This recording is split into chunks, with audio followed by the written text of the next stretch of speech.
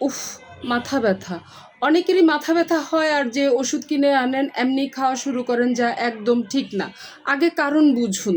মাথার পিছন সাইডে টনটনে ব্যথা হলে বুঝে নেবেন আপনার মানসিক চাপ, স্ট্রেস থেকে ব্যথা হচ্ছে।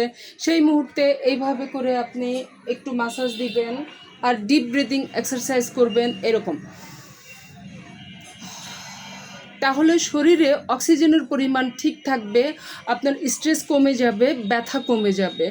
মাথার এই মাঝ বরাবর যদি ব্যথা হয়, ঠিক এই মাঝ বরাবর, তাহলে বুঝে নেবেন পানি শূন্যতা হচ্ছে।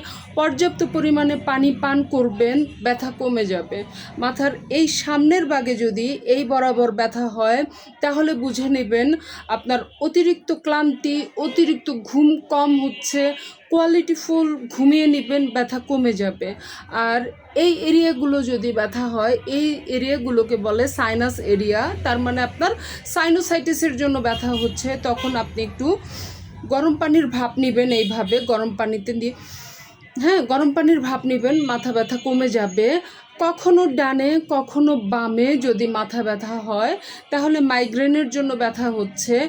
ব্লু লাইট, ব্রাইট লাইট থেকে দূরে সরে যাবেন, অন্ধকারে নিজেকে রেস্ট দিবেন, ব্যথা কমে যাবে।